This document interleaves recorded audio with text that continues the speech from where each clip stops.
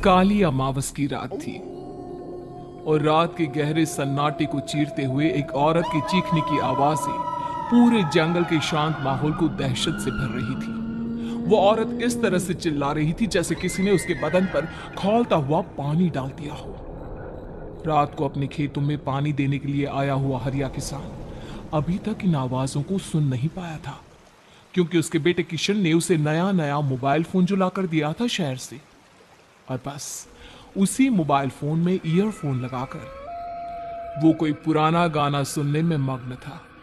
लेकिन जैसे ही गाना खत्म हुआ, उस औरत की चीखने की आवाज हरिया किसान के कानों से टकराई। हरिया का दोस्त रामू भी खेत में ही घाट पर गहरी नींद में खर्राटे मार रहा था। रात के उस सन्नाटे में औरत की चीखने की आवाज सुनकर ठंड के मौसम में भी हरिया किसान के माथे से पसीना टपकने लगा। रामू, अरे ओ रामू, अरे जल्दी उठ, क्या खर्राटे मारकर सो रहा है? अरे इतनी रात को ये जंगल में कौन औरत चीख रही है? पूरी तरह से चीख रही है। अरे क्या हुआ? क्या हुआ? कौन है? अरे भूत आ गया क्या? चोर आ गया क्या? अरे न चोर आया है न भूत आया है। मैं ये कह रहा हूँ कि क्या तूने इस औरत के चीखने की आवाज सुनाई देती है कि नहीं? अरे कौन सी औरत? अरे हाँ, ये आवाजें तू पहले नहीं बता सकता था? पता नहीं कौन चुड़ैल जंगल में नाच रही है। हम घर चले जाते हैं। देखता नहीं, मैंने तो कानों में ये लगा रखा था। वो किशन ने लाके दिया ना शहर से, गाने सुन रहा था मैं। अरे लेकिन भाई मुझे बहुत डर लग रहा है, क्या करे? अरे करना क्या है, भागो यहाँ से। भगवान जाने कौन है और क्यों इतना चीख रही है, और उस औरत के चीखने की आवाजें और ज्यादा तेज होने लगी है। हरिया और रामू के पैर डर के मारे कांप रहे थे। डर की वजह से ना वो वहां पर रुक पा रहे थे और ना ही अपनी जगह से आगे बढ़ पा रहे थे। तभी अचानक से सन्नाटा छा गया। सही मौका है, हमें यहाँ से निकल लेना चाहिए भैया। रामू और हरिया अपना गमछा उठाकर दबे पैरों जंगल के रास्ते से गांव की तरफ चलने लगे। गांव की ओर जाने वाला ये एक ही रास्ता था और आवाज भी उसी तरफ से आ रही थी। लेकिन अभी 2 मिनट पहले वो आवाज पूरी तरह बंद हो चुकी थी और जंगल में पहले जैसा सन्नाटा पसर चुका था। तभी अचानक से पेड़ों में किसी के चलने की सरसराहट रामू और हरिया को सुनाई दी। क्या तुमने कोई आवाज सुनी? हाँ यार, ऐसा लग रहा है कोई इस तरफ ही आ रहा है। और तभी अचानक सामने पेड़ से एक साया रामू और हरिया के सामने उल्टा आकर लटक गया। ये देखकर रामू और हरिया की चीख निकल गई। वो दोनों डर के मारे बेहोश हो गए। वो साया जमीन पर आकर खड़ा हुआ। उसने रामू और हरिया के बालों को पकड़कर खींचना शुरू कर दिया। अब तुम गांव वालों में से कोई जिंदा नहीं बचेगा। मैं तुम सबको ले जाकर उस गड्ढे के नीचे दफन कर दूंगी। सबकी जान ले लूंगी, मैं किसी को नहीं छोड़ूंगी। अगली सुबह रामू की पत्नी कमला हरिया के घर आई और उसने हरिया की पत्नी सुमन से अपने पति के बारे में पूछा। सुमन, कल रात को ये तुम्हारे ही पति के साथ गए थे खेत पर, अभी तक लौट कर नहीं आए हैं। हाँ बहन, मैं भी वही सोचकर परेशान हूँ। मेरे पति भी अभी तक खेत से लौट कर नहीं आए। भगवान जाने क्या बात है, दोपहर होने आई है। अब तक तो उन दोनों को लौट कर आ जाना चाहिए था। क्या करे, कैसे पता करे कि वो दोनों कहाँ हैं? मेरा बेटा भी शहर गया हुआ है, वरना उसी को भेज देती खेत पर। बहन, मुझे लगता है कि हम दोनों को वहां जाकर अपने पतियों को ढूंढना चाहिए। ठीक कहती हो तुम, चलो मैं तुम्हारे साथ चलती हूँ। और वो दोनों जंगल के रास्ते खेत की तरफ आगे बढ़ती हैं। वहां जाकर देखती है कि हरिया और रामू आग जलाकर आग के ऊपर कुछ पकाकर खा रहे थे। आप यहाँ पार्टी बना रहे हैं और वहां घर पर हमारी जान सुखी जा रही थी कि कहीं कुछ हो तो नहीं गया?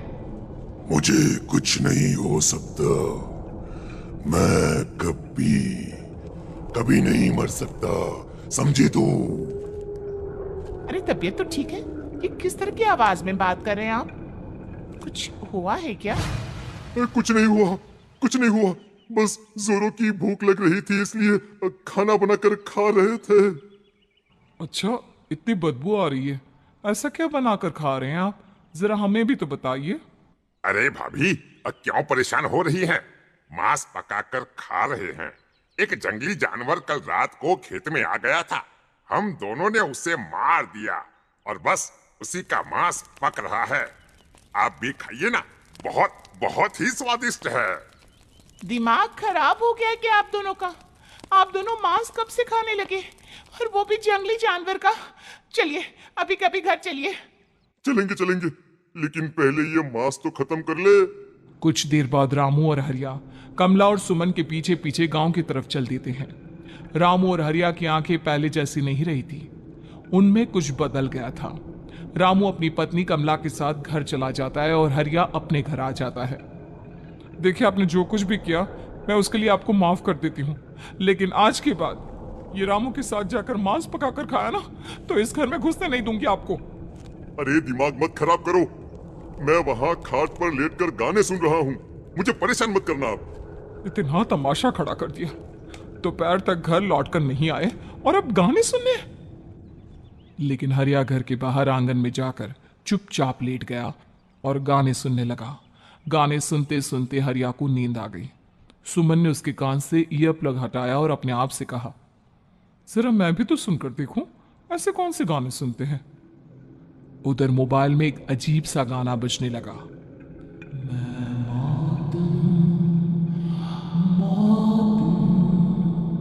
मौत जो पसरी है चारों, जो आएगी कहीं से निकल जाएगी सबको। मैं मौत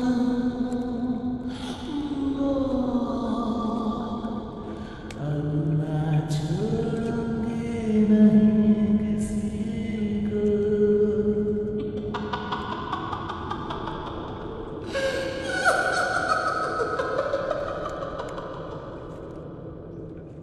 सुमन ने घबराकर मोबाइल फोन दूर रख दिया। वो बुरी तरह से डर गई थी।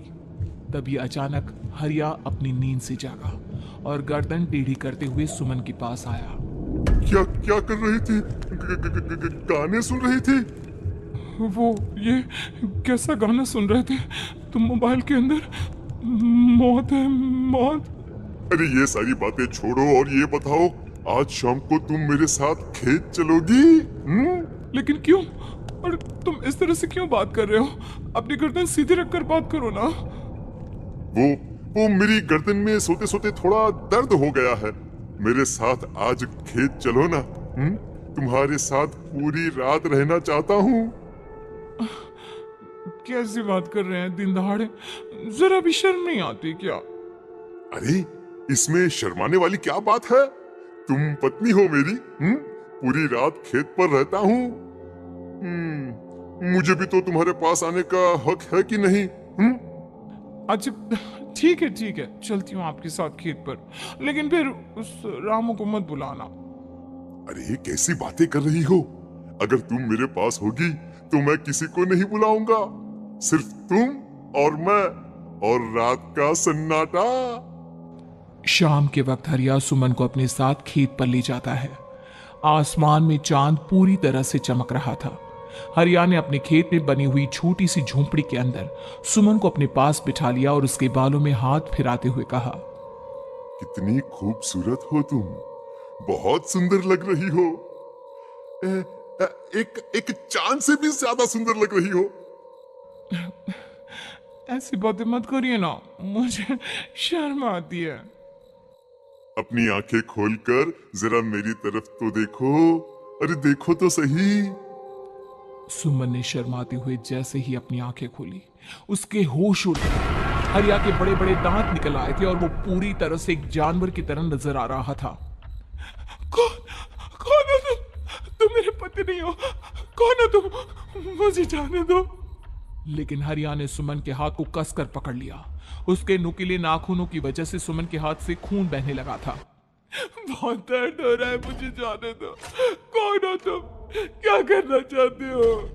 वही जो एक आदमी एक औरत के साथ करना चाहता है, और उसके बाद मैं तुम्हें वहीं ले जाऊंगा जहां पर तुम्हारा पति है। क्या मतलब? क्या कहना चाहते हो?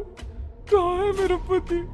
जंगल के बीचों बीच उबलते हुए पानी के तालाब में वही है तुम्हारा पति। चलो चलो, मैं तुम्हें उससे मिलवा देता हूँ, लेकिन उससे पहले तुम्हें मेरी प्यास बुझानी होगी। और इतना कहकर हरिया सुमन के ऊपर जानवरों की तरह टूट पड़ता है। आखिर कौन था वो जानवर, और क्या सुमन उसके शिकंजे से बचकर निकल पाई? जानने के लिए देखिए इस कहानी का अगला भाग।